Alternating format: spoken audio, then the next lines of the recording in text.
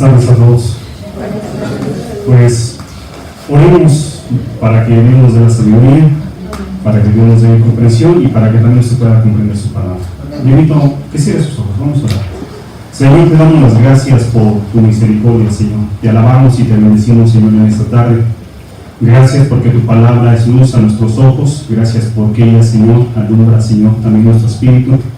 Y en esta tarde, Señor, te ruego que tu amor y tu gracia, Señor, los cuales son grandes en Cristo, sea, Señor, revelando tu palabra en nuestras vidas. Gracias porque tú eres bueno, Señor. Te alabamos en esta tarde y te damos toda la gloria y toda la honra, Señor, en el nombre de Cristo Jesús. Amén. Muy bien, pues, buenas tardes, ya les comenté, ya me presentaron. Le quiero decir esto, que cuando me puse en contacto con los pastores, cuando hablé con respecto a, en esta ocasión, me hicieron una vez más la invitación de estar con ustedes en este congreso, les pregunté con respecto a qué querían que expusiera en esta tarde.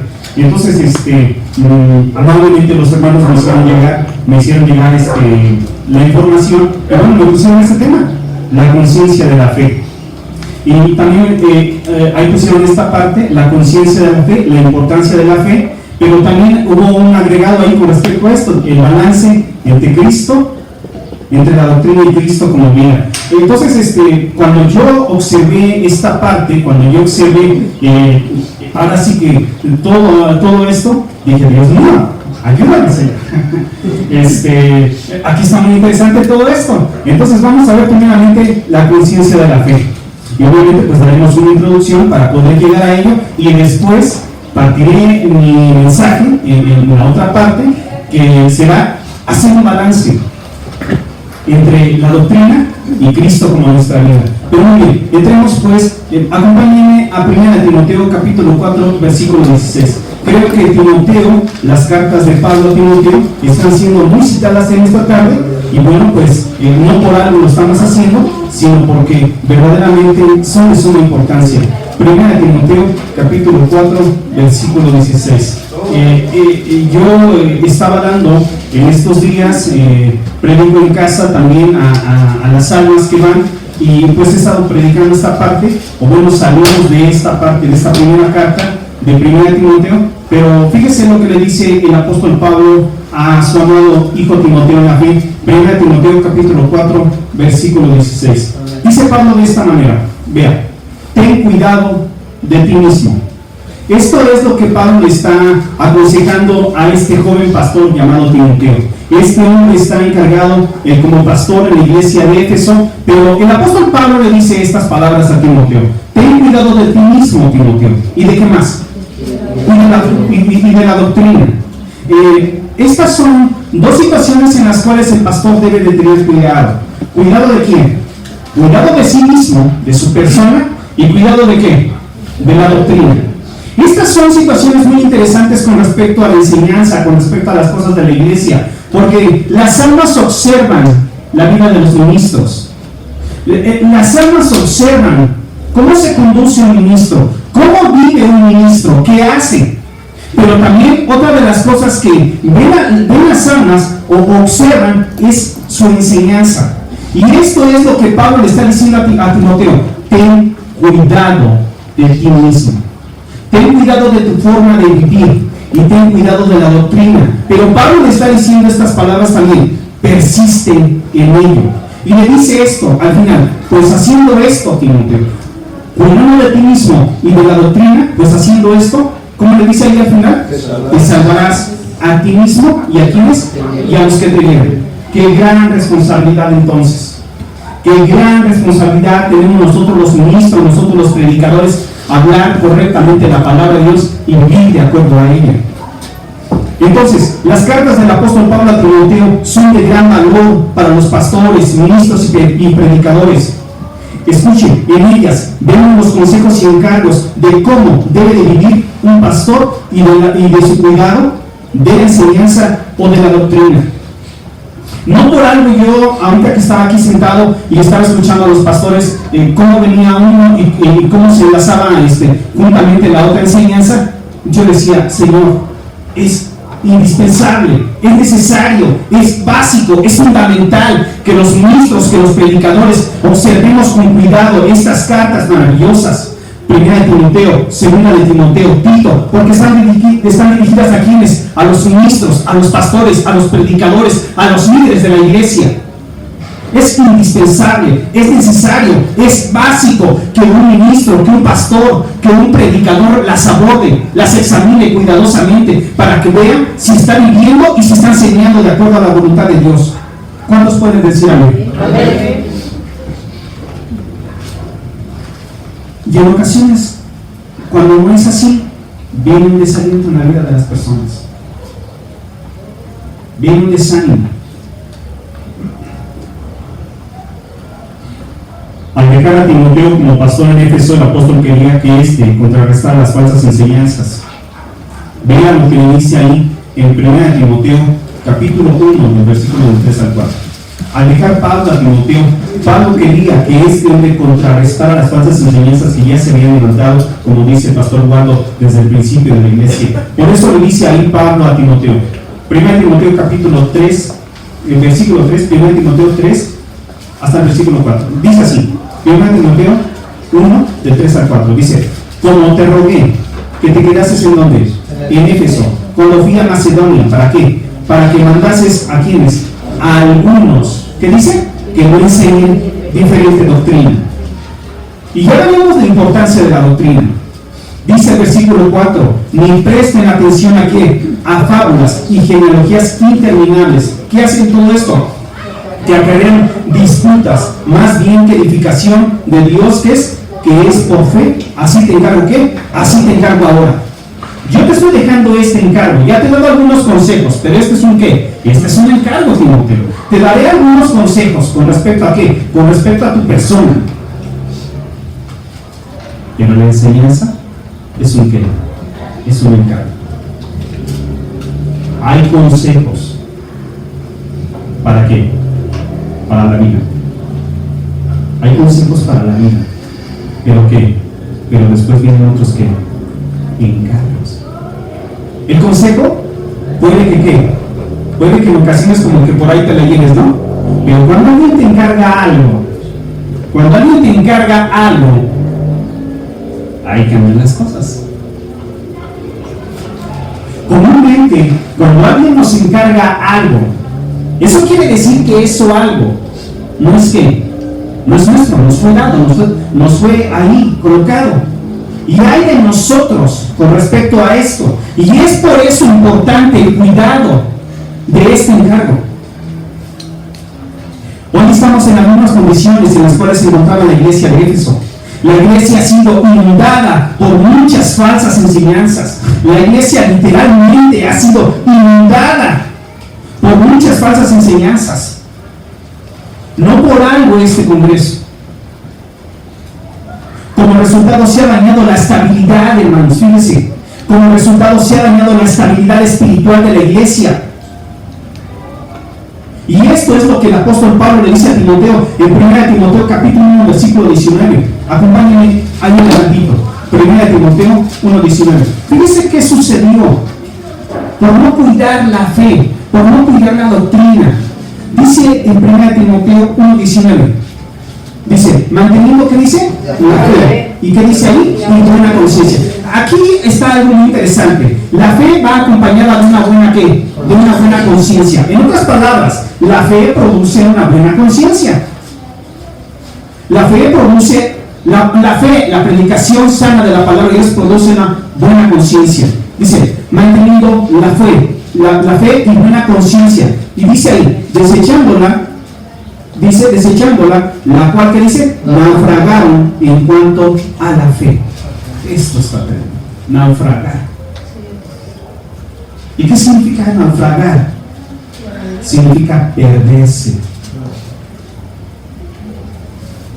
Hay creyentes que ya no saben ni para dónde van, crean. Ya, o sea, es una vida triste, es una vida gris, es una vida decaída. ¿Por qué la iglesia se ha apartado del mensaje? Esto ha sucedido. ¿Por qué? Porque la iglesia se ha apartado del mensaje central de la palabra de Dios. Esto ha resultado porque la iglesia se ha apartado del mensaje central. Esto significa principal, fundamental. ¿Cuál es el mensaje central de la palabra? Es este: Dios se hizo hombre, murió, pero también resucitó para impartirse como vida en los creyentes, llegando a ser Dios su morada.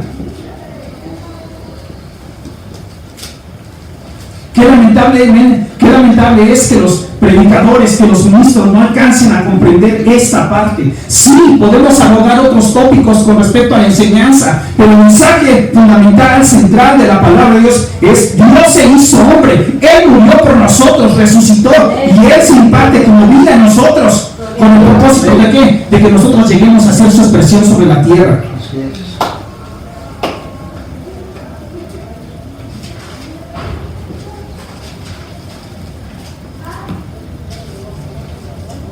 ¿Qué resultados ha traído este apartamiento? Número 1, decadencia. Diga, decadencia. De verdad, hermanos. ¿Qué significa esta palabra decadencia? Esta palabra decadencia significa declive. Todo está mal. Fíjense, decadencia. Y lo que dice es declive, ocaso, declinación, decaimiento. También significa descenso. Pero esta palabra de caer es algo que dice uno: Dios mío, esta palabra de caer significa flaquear. También significa debilitarse. Y qué lamentable, hermanos, es que nuestras vidas se encuentren en esta condición de flaqueza, de debilidad. Yo le puse en mis notas esto: vaya, esto nos suena como si estuviéramos hablando de un retrato de la iglesia actual. Una iglesia flaca, debilitada. En ella solo podemos ver esta flaqueza y esta debilidad.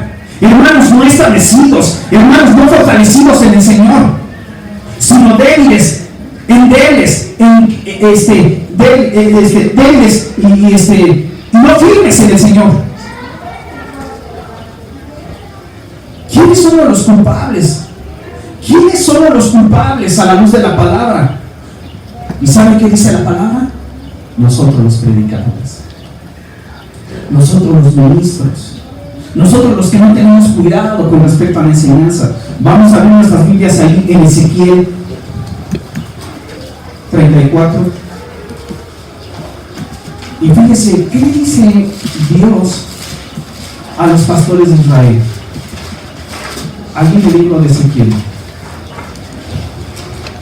dice así: Ezequiel 34, del 1 al 31. Dice así: vino a mí palabra de quién?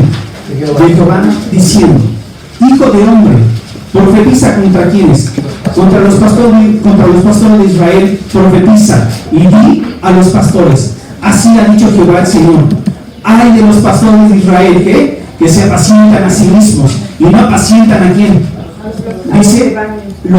Dice, y no apacientan los pastores a los rebaños. Versículo 3: coméis la grosura y os vestís, dice, de la lana. Dice, coméis de la grosura y os vestís de la lana.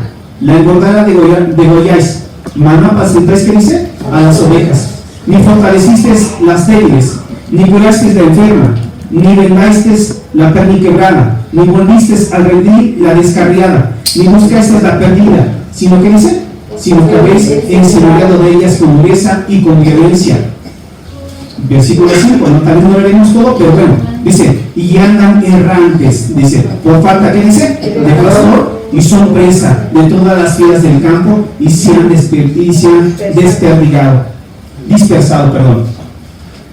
Versículo 13, anduvieron perdidas mis ovejas, dice, por todos los montes, y en todo collado alto, y en toda la faz de la tierra, fueron esparcidas mis ovejas, y no hubo quien las buscase, ni quien preguntase por ellas. Qué difícil, hermanos. Qué lamentable. ¿Por qué ha llegado a esta condición? Por nosotros los ministros, por nosotros los predicadores, por nosotros.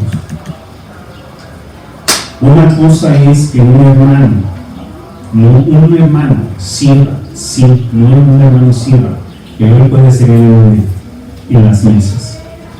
Pero otra cosa es que predique ¿qué? Que predique la palabra de Dios. Es una gran responsabilidad enseñar la palabra. Estamos hablando de vidas, estamos hablando de almas. También el apartamento ha traído esta palabra, decadencia. ¿Y qué significa esta palabra decadencia? Esto está muy triste, muy difícil. Dice envilecimiento, vileza, degradación, y también significa humillación. Vaya panorama tan triste que estamos viendo. Vaya panorama tan triste que estamos viendo. Pero veamos cómo ve la iglesia el apóstol Pablo y cómo se refiere a ella en el libro de los Efesios. Acompáñenme a Efesios capítulo 1, versículo 23. Fíjese, nada más lo que el apóstol Pablo dice con respecto a la iglesia en este hermoso libro, Efesios capítulo 1, versículo 23, refiriéndose con respecto a la iglesia. Dice así, la cual, ¿qué dice? Es su cuerpo. La plenitud de aquel que dice que todo lo llena en todo. Esto es maravilloso. La iglesia es el cuerpo de Cristo. Y la iglesia, dice Pablo, que contiene toda la plenitud de Cristo. Y esta palabra plenitud significa todo el esplendor, toda la totalidad. ¿Sabe qué? Y también significa todo el resplandor. ¿Qué contrario es esto que estamos viendo con respecto a la iglesia? Y cómo el apóstol Pablo se refiere a la iglesia, que en ella contiene toda esta plenitud de Cristo mismo. La iglesia contiene por medio de Cristo todo este esplendor, toda la totalidad de Cristo mismo, todo este resplandor. Este Cristo maravilloso ha llenado a la iglesia con su plenitud, y aún el universo mismo está lleno de la gloria de Cristo. Esto era la introducción. Entremos a nuestro mensaje. Lo primero que les hablaré es entonces esto: la fe brota o nace en cuanto tenemos un contacto por medio de la palabra. Esto era la introducción, pero entremos entonces a nuestro tema, al primer bloque del tema que me permitió Dios compartirles. La fe brota o nace cuando tenemos contacto con Cristo por medio de la palabra. Esto lo vimos en Romanos capítulo 10, versículo 17, y ya los pastores lo han citado, que dice: la fe viene por el oír, y el oír la palabra de quién, y el oír la palabra de Dios. Y entonces podemos decir cuán importante es la sana predicación de la palabra. Una predicación sana dará como resultado una conciencia sana, y como esto, una fe sana. Escuchen una vez más esto: una predicación sana hará que dará como resultado una conciencia sana, una vida sana. ¿Y qué hará después de esto? Una fe sana, una fe firme. ¿En quién? En Cristo Jesús, Señor nuestro. ¿Esto será qué? Se verán resultados. Se van vidas sanas. ¿En cuanto a qué? En cuanto a su fe. Digan, vidas sanas. Vidas sanas. Vidas sanas.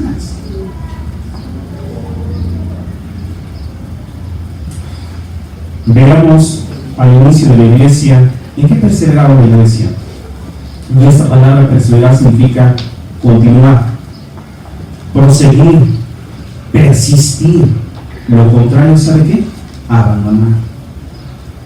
Vamos al libro de los Hechos capítulo 2, versículo 42. Hechos 2, 42.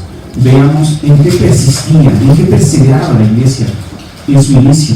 Hechos 2, 42.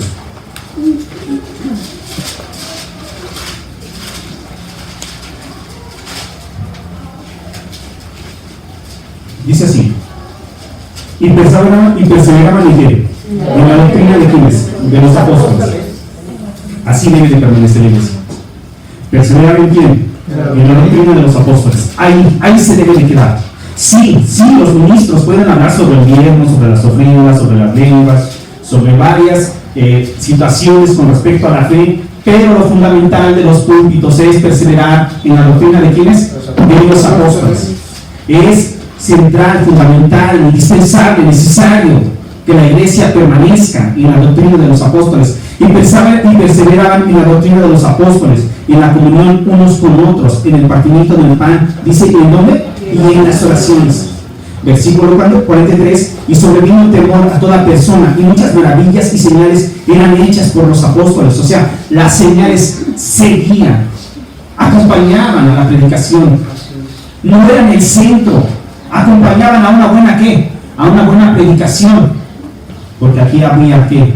Hombres santos de parte de Dios. Versículo 44. Todos los que habían creído estaban juntos y tenían ¿en qué? En común todas las cosas. Versículo 45. Y vendían sus propiedades y sus bienes y los repartían a todos según la necesidad de cada uno. Versículo 46. Y perseverando unánimes cada día en el templo y partiendo el pan en las casas, comían juntos. ¿Qué nos dice ahí? Con alegría y sencillez de corazón. Alegría y sencillez de corazón. Versículo 47, alabando a Dios y teniendo favor con todo el pueblo. ¿Y qué hacía el Señor?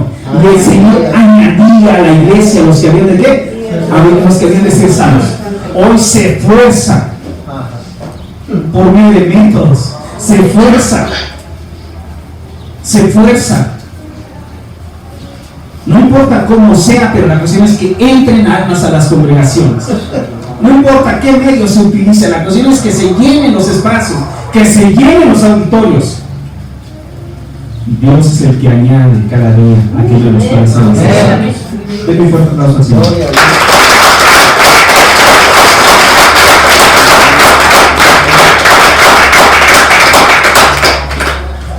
Como hemos visto, nuestra fe brota de contacto directo con la palabra de Dios. El predicador, escuche, predica la sana doctrina, la cual es la base de una buena conciencia, y esto resulta en una buena fe.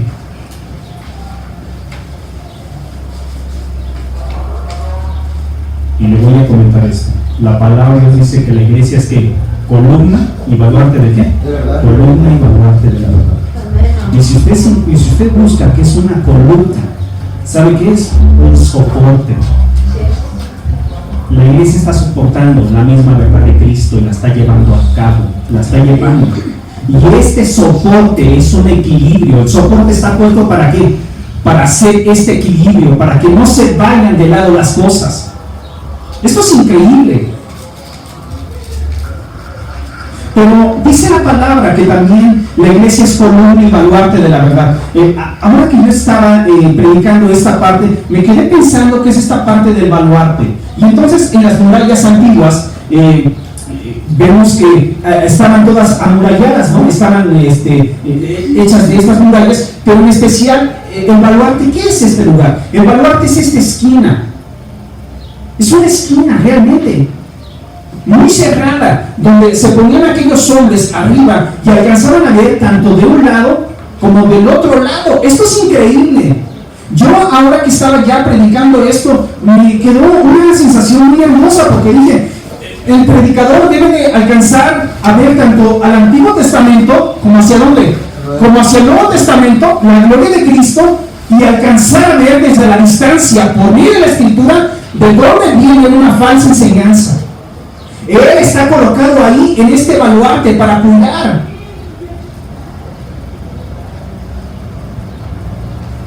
Para el cuidado de la iglesia.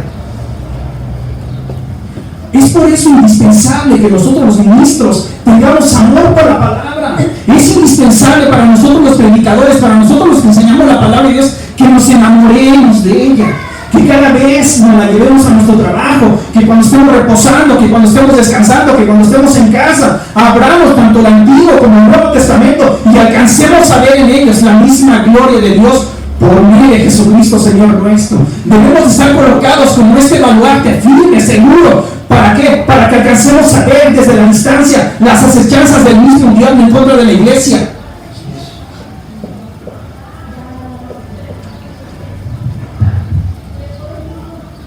Y de verdad, hermanos,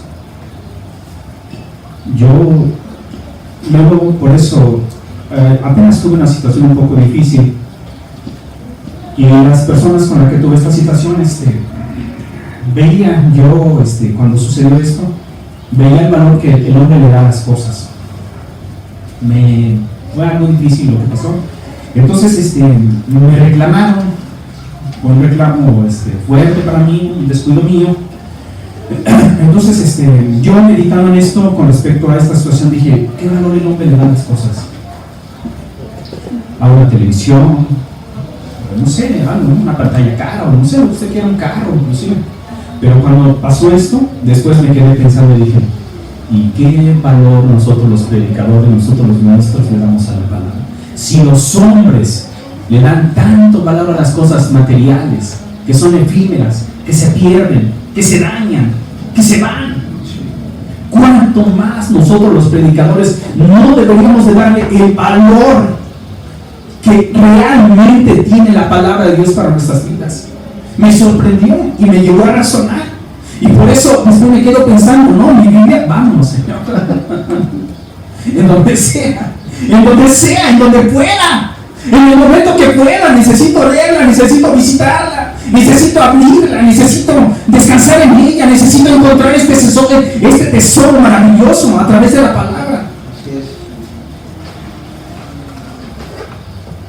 Y entonces, la fe o la buena conciencia está basada en una buena enseñanza, y esto produce una buena fe en la vida de los creyentes.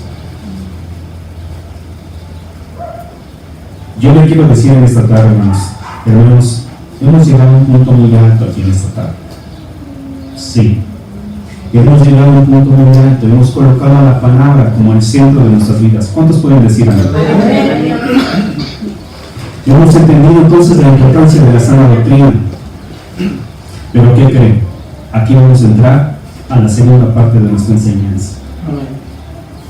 Aquí es donde vamos a romper una situación muy interesante con respecto a nosotros. Los pastores me pidieron hablar con respecto al balance de la doctrina y Cristo como ¿qué? Y Cristo como vida. Aquí, en esta circunstancia. Ahora, estamos precisamente en esta tarde hablando con respecto a esto. Ya tenemos un conocimiento claro de la palabra de Dios. Pero ahora la situación es cómo llevarlo a la vida práctica. Ya pasamos de aquellos días en los cuales no entendíamos el Evangelio de una forma clara, de una forma correcta, y ahora estamos colocados precisamente aquí, en este punto, para que esto llegue a ser una realidad en nuestras vidas. Ahora ya tengo este conocimiento, y el cristiano puede decir, ¿pero qué me falta?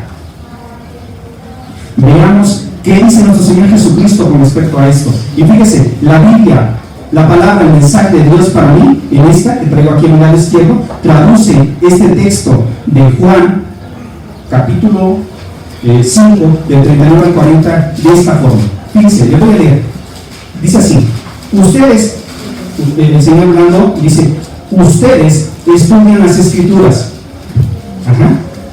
Y obviamente está hablando con los hombres de Israel, con los maestros, con todos estos hombres, ¿no? Les dice en el versículo ahí, Juan 5, del 39 al 40, dice, ustedes, ¿qué dice ahí? Estudian las Escrituras. Bueno, esta es mi traducción, ¿verdad? Por eso lo estoy leyendo así. Ustedes estudian las Escrituras pensando que contienen vida eterna. Dice el Señor, pues bien, precisamente las Escrituras dan testimonio, dice, a mi favor. Eso lo dice el versículo 39, pero fíjese que dice el versículo 40. A pesar de ello, a pesar de las Escrituras, dan testimonio de mí. ¿Qué dice? Ustedes no quieren aceptarme para obtener esa vida. ¿Sí?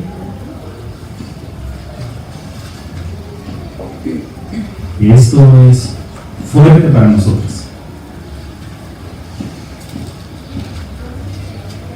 Vea esto.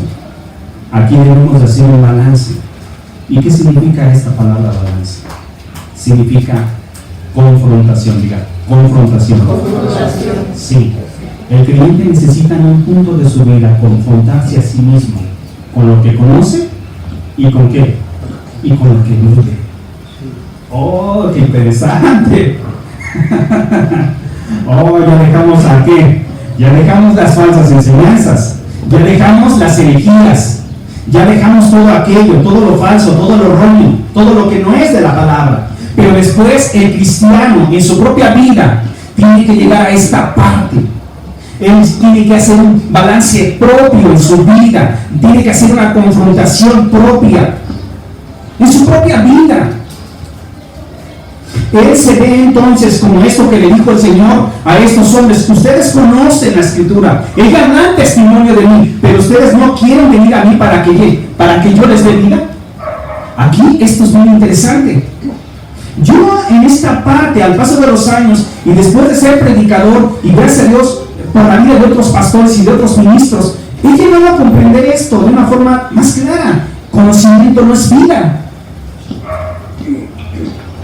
Estos hombres tenían conocimiento, pero no tenían ¿qué? No tenían vida.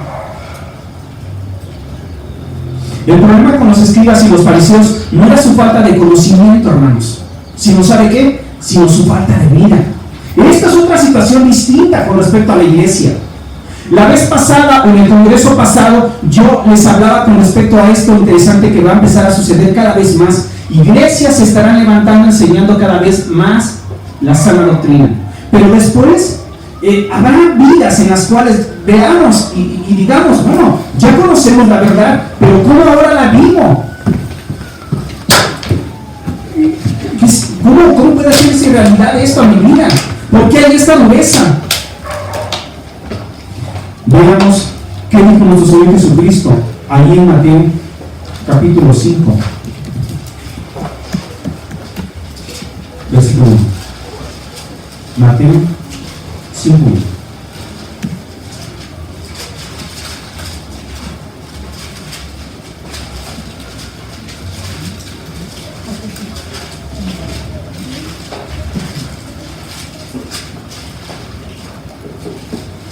Dice así, Mateo 5, 1 al 12, pero no vamos a leer todo, ¿verdad? Pero bueno, hablaremos algunos versículos con respecto a esto. Mateo 5, 1. Aquí está el sermón del monte, ¿no? Un hermoso sermón, muy revelador. Dice así, Mateo 5, 1. Viendo la multitud, ¿qué dice? Subió al monte. Y sentándose, ¿qué dice? Vinieron a él, ¿quiénes? Escuche esto. Subió al monte, ¿y quiénes vinieron a él? Sus discípulos. Tal vez en este lugar había ¿qué? Más almas, pero el círculo más cercano, ¿quiénes eran? Los discípulos. En otras palabras, este sermón está dirigido ¿a quién? A la iglesia, a los santos. Viendo a la multitud, subió al monte y sentándose, vinieron ahí sus discípulos. ¿Qué dice? Y abriendo su boca les enseñaba diciendo. Y esto está hermoso, hermanos. Fíjese cómo empieza el Señor en el versículo 3. Bienaventurados quienes, los pobres en espíritu. Diga, bienaventurados los pobres en espíritu. Bendito sea el Señor. Bienaventurados los pobres en espíritu. Vamos al versículo 3.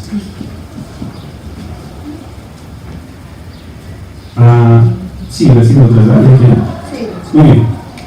Dice: bienaventurados los pobres en espíritu, porque de ellos es el reino de los cielos. Versículo 4, entonces, ¿no? Sí. Bienaventurados los que lloran, porque ellos, ¿qué dice? Recibirán consolación. Versículo 5, bienaventurados los mansos, ¿por qué?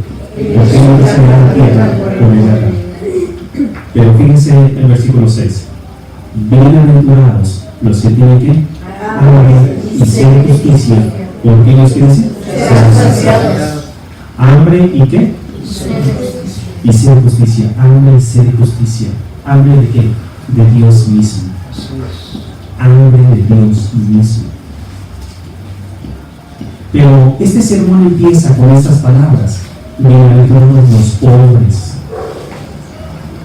Bienaventurados los pobres. ¿Qué es esta pobreza? La falta de vida, o la falta de esta vida divina por medio del Espíritu Santo. Esta palabra pobreza significa necesidad, también significa escasez. Entonces, nosotros, los creyentes, al acercarnos a la palabra, debemos de saber que somos pobres. que estamos necesitados, que tenemos escasez. Solo cuando el creyente se da cuenta de su pobreza, necesidad y escasez, escuche esto, llorará pidiendo: Señor, te necesito. Solo cuando el hombre se encuentra en esta situación, viéndose en su pobreza, en su necesidad y en su escasez, aún con conocimiento, llorará pidiendo: Señor, te necesito. En los escribas y en los fariseos no encontramos esta pobreza, sino más bien una dureza y hasta inclusive una soberbia.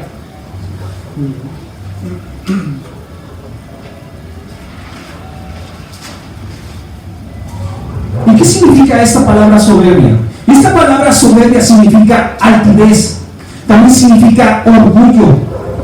Esto también significaría altanería. Y yo diría, todo un fariseo, un hombre con conocimiento, pero sin qué, sin vida. Solo cuando somos dóciles, sencillos, dóciles, reconocemos que o reconoceremos nuestra pobreza. Pero esto no sucede sino hasta acá, hasta cuando somos confrontados con nuestra propia vida. Ya está el conocimiento, tenemos el conocimiento de la palabra, han pasado los años, ya pasamos, estamos escuchando bien el mensaje de la palabra de Dios y nuestra forma de vida, ¿qué creen? Somos una piedra. Somos duros. Ya tenemos un buen conocimiento exegético de la palabra. Sí, lo tenemos, y ahí está, y lo podemos exponer y lo podemos hablar. Pero de esto que pase a una realidad propia es una situación completamente distinta. Solo cuando somos humildes, sencillos delante del Señor, podemos reconocer nuestra pobreza y decirle: Señor, te necesito. Por eso Mateo 5:6 dice: bienaventurados los que tienen hambre y sed de justicia, porque ellos serán ¿qué? Porque ellos serán saciados. ¿De qué? Serán saciados de Dios mismo. El creyente necesita ser saciado ¿de qué? De Cristo mismo como su vida. El creyente necesita ser plenamente saciado de Cristo, llenarse de Cristo a cada instante y a cada momento.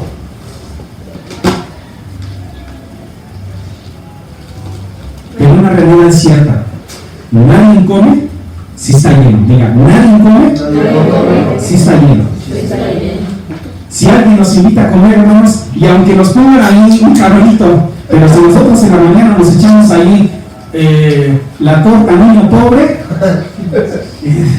y está ahí todo el cóctel hermoso y lleno de frutas y se ve apetitoso a los ojos, pero nosotros ya nos echamos la torta niño pobre, 3 pisos, y aparte ahí le echan hasta de todo más. ¿Usted cree que nosotros nos sentaremos a comer plenamente? No, pellizcaremos. Pellizcaremos. Y los hermanos que nos hayan invitado dirán: híjole, pues tanto es medio para que nada más ahí agarran un pedacito y no se le den más ganas. Hasta que el hombre se encuentra en su pobreza y aún con el conocimiento necesitará comer. Así es. Amén, amén. Necesitará, llorará, va a llorar y va a decir: ¿cómo es posible, Señor? ¿Cómo es posible que conozco la palabra, conozco la verdad del Evangelio? Es más, de una forma clara y correcta, pero no alcanza a hacerse una realidad en mi vida. No alcanza tu palabra a penetrar este corazón duro, esta piedra, Señor. Sigo tratando mal a mi esposa, sigo gritando, me sigo enfureciendo de todo, a nadie le aprecio. O sea, sí, voy camino de la vida con este antifaz, pero ¿de qué sirve si mi corazón no es un corazón mezquino? Está duro, Señor.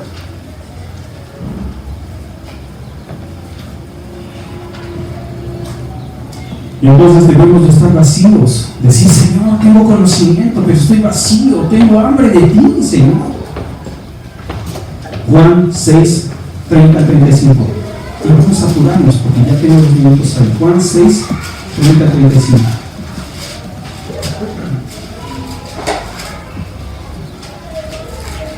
Yo estoy en Mateo. ¿Qué les dije? Juan 6, 30, 35. Juan 6, del 30 al 35. Dice, fíjense, no lo vamos a leer todo otra vez, pero bueno, vean. Le dijeron, y entonces, ¿qué señal pues haces tú? O sea, a nuestro Señor Jesucristo. ¿Para qué? Para que veamos y creamos. ¿Qué obra haces? Nuestros padres comieron el maná en el desierto, como está escrito. Pan del cielo, ¿qué dice? Les dio a comer. Esto es lo que estaban diciendo los del pueblo de Israel a nuestro Señor Jesucristo. Jesús responde, versículo 32. Jesús les dijo, de cierto os digo, no os dio Moisés el pan del cielo, mas mi Padre, ¿qué dice? Os dará el verdadero, ¿qué dice? Pan del cielo. Porque el pan de Dios es aquel que descendió del cielo y que dice, da vida al mundo. Fíjese, ¿qué le dijeron? Le dijeron, Señor, danos siempre este pan. Versículo 35. Jesús les dijo, yo soy el pan de vida, y el que a mí viene, dice, nunca tendrá hambre, y el que en mí cree, no tendrá sed jamás. Gloria a Dios. Bendito sea el Señor. El creyente tiene que hacer un balance, tiene que llegar a una confrontación de vida muy fuerte. ¿Cuándo? No lo sé, pero sí se va a tener que confrontar su enseñanza y su forma de vivir. Tiene que llegar a una confrontación fuerte. El apóstol Pablo antes estaba confrontando las falsas enseñanzas, pero después también nuestra propia vida es confrontada. El apóstol Pablo empezó a confrontar las falsas enseñanzas en la iglesia de Éfeso. Por eso deja a quién, a Timoteo como encargado en ese lugar, para confrontar las falsas enseñanzas, las herejías, los ismos que se han levantado en contra de la iglesia. Pero también nosotros, los creyentes personalmente, hemos de ser confrontados con la misma palabra y por medio del Espíritu Santo, para ver si aún con una sana doctrina o una buena enseñanza nosotros estamos viviendo de acuerdo a la voluntad de Dios. Dios no deja la iglesia, bendito sea el Señor, que Dios no deja la iglesia. Si no reconocemos nuestra pobreza, nuestra hambre de Dios, aún con conocimiento, ¿sabe qué, hermanos? Nosotros no somos absolutamente nada. Estamos una vez más en el mismo punto. Ahí, colocados una vez más ahí.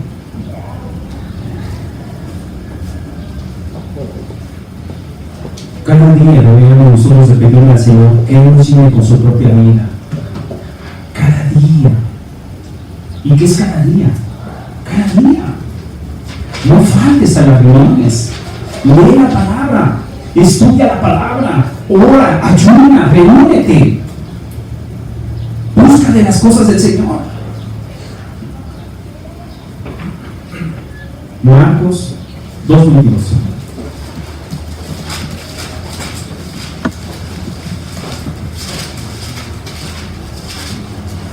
Yo, cuando los pastores me invitaron a este congreso, me quedé pensando ¿y ahora para dónde vamos? Ya estamos hablando acerca de la doctrina. Marcos capítulo ¿qué? 2, versículo 22. Dice así: y nadie echa vino nuevo, ¿en qué? En odres viejos, hermanos. Nadie lo hace. Nuestro Señor Jesucristo dice esto: nadie echa vino nuevo en odres viejos. ¿Qué? De otra manera, el vino nuevo rompe los odres, dice, y el vino se derrama, y los otros, ¿qué dice? Se pierde. Pero el vino nuevo, ¿qué? En odres nuevos, como se ha echado. ¿Qué hermoso? Amén. Y ya voy a terminar. Gloria a Cristo. Vino nuevo. Venga aquí. Vino nuevo. Diga, vino nuevo. Pero ¿saben dónde? En odres nuevos. Así es, aleluya. Una vida nueva en unos odres que en unos odres nuevos. Porque si el vino nuevo se echa en odres viejos, ¿qué hace el vino con ellos? Los renueva. Hay personas, fíjense, ¿y a qué distancia entonces nos encontramos de los pastores que hoy están enseñando doctrinas completamente heréticas, falsas?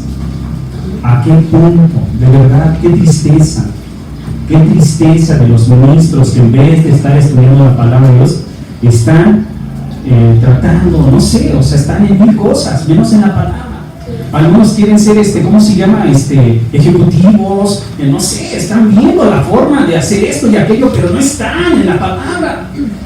¿A qué distancia entonces nos encontramos? Ya hemos salido de aquellas falsas enseñanzas. Pero no es tan solo la situación de salir, sino apropiarnos de Cristo como ¿qué? Como nuestra vida. Apropiarnos de Cristo como nuestra vida.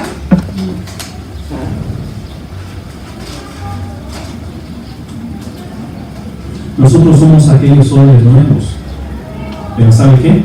Digo, nos falta ser llenados. Nos falta ser llenados. Hemos sido transformados por la sangre de Cristo en la cruz del Calvario. Hemos sido redimidos. Dios nos ha comprado, nuestro Señor Jesucristo, con su propia sangre, nos ganó para sí mismos en la cruz del Calvario, haciéndonos nuevas criaturas, pero necesitamos ser llenados de su vida. Por eso, y termino, desde este congreso estamos invitando a aquellos los cuales nos escuchen por internet, a los pastores, a los predicadores, a los hermanos, ¿sabe qué? A venir a Cristo y a tenerlo a Él como ¿qué? Y a tenerlo a Él como su vida. Entonces, veremos que solamente cuando tenemos a Cristo como nuestra vida, podemos cumplir su ¿qué? Podemos cumplir su palabra. Así es. Romanos 8:2. No quisiera dejar de leer este versículo, porque si no, ya me voy a quedar pensando. Romanos capítulo 8, versículo 2.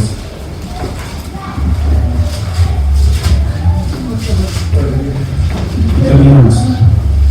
Romanos 8:2.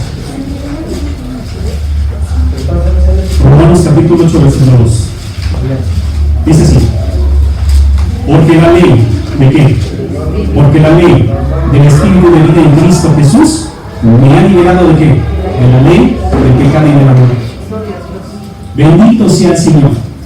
Gracias a Dios. La ley mosaica solamente tenía la capacidad de mostrar nuestro pecado, ¿no? La ley mosaica solo tenía la capacidad de mostrarnos nuestro pecado. Por nuestra condición, nuestra naturaleza caída, y aún con el conocimiento, pecábamos. Como resultado, ¿qué venía? Como resultado venía la muerte.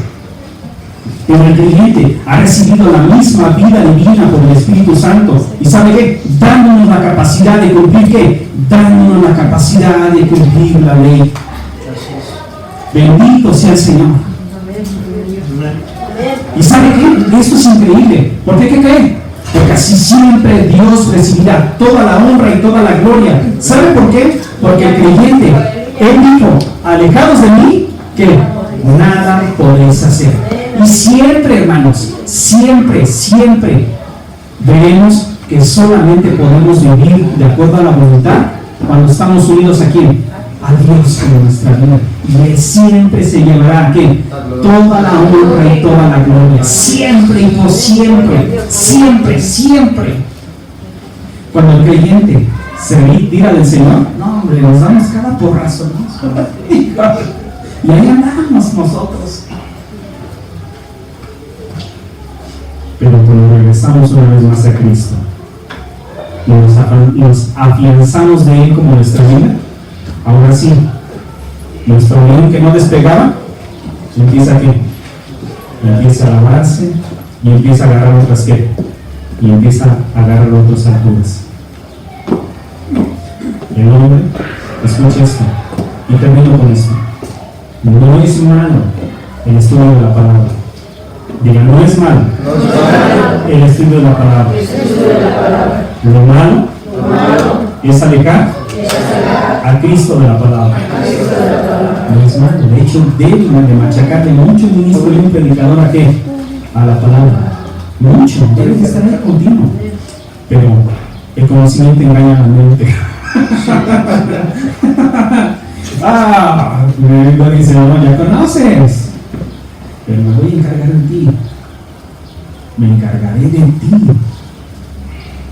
Llegará un momento en que te decirás, como si ese conocimiento te diera la capacidad de cumplir la palabra. Y verás lo que hago contigo. ¿Todo un qué? Todo un fariseo.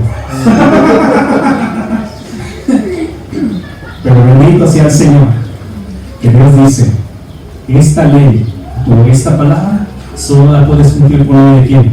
Por medio del Espíritu Santo. ¿Por medio de quién? Por medio de Dios mismo. Impartido como bien en quién? En ti. ¿Para qué? Para que yo siempre reciba toda la honra y toda la gloria. Gloria a Dios. Cierre sus ojos. Padre, te alabamos, Señor, y te bendecimos porque tú eres bueno, Señor. Gracias por esta hermosa tarde en la cual estamos aquí reunidos, Señor, y en este maravilloso congreso hablando acerca de la verdad. Gracias por la vida de los pastores, el pastor Eduardo, el pastor Isaí. Gracias por esta hermosa iglesia, Señor. Gracias, Padre, bendito Señor, porque tú eres bueno y porque para siempre es tu misericordia. Gracias, Señor. Gracias porque hemos hablado acerca de las falsas doctrinas, de las falsas enseñanzas, las cuales alejan al creyente de la verdad de la palabra. Pero nosotros los que venimos conociendo esta verdad, también necesitamos ser confrontados con la palabra. ¿Qué tanto estamos viviendo tu palabra después de conocerla más claramente? ¿Qué tan real se está haciendo la palabra en nuestras vidas? Y no quisiéramos que nuestros pensamientos fueran engañados. No hay conocimiento engañar a nuestra mente. Señor, no es cuestión, Señor, bendito Señor, el conocimiento, sino que recibe vida a través de tu palabra. Gracias. El conocimiento siempre debe ir acompañado de